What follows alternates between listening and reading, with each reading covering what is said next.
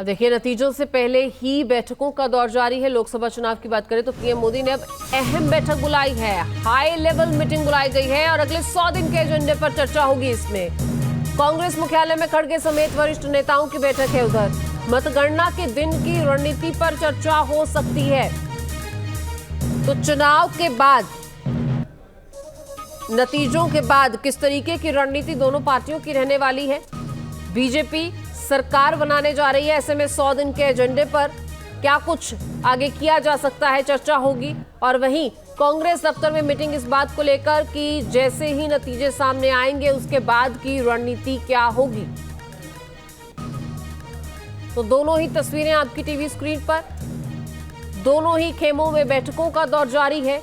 नतीजों से पहले, नतीजों के बाद की चर्चा, जिसके लिए इन बैठकों को बुलाया गया है। प्रधानमंत्री जहां अपने तमाम नेताओं से 100 दिन के एजेंडे पर बात करेंगे, वहीं कांग्रेस बात करेगी कि रिजल्ट जब ऐलान होंगे यानी 4 तारीख के बाद क्या कुछ रणनीति पार्टी की रहने वाली है।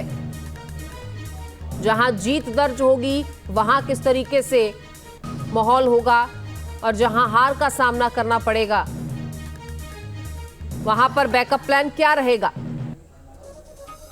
तो लोकसभा चुनाव जिसमें एक बार फिर से तीसरी बार मोदी सरकार बनती हुई नजर आ रही है।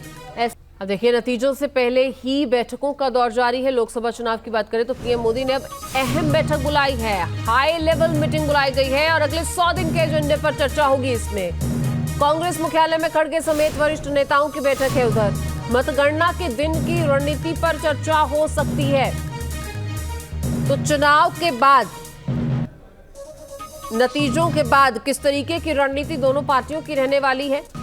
बीजेपी सरकार बनाने जा रही है, ऐसे में 100 दिन के एजेंडे पर क्या कुछ आगे किया जा सकता है, चर्चा होगी। और वहीं कांग्रेस दफ्तर में मीटिंग इस बात को लेकर कि जैसे ही नतीजे सामने आएंगे उसके बाद की रणनीति क्या होगी।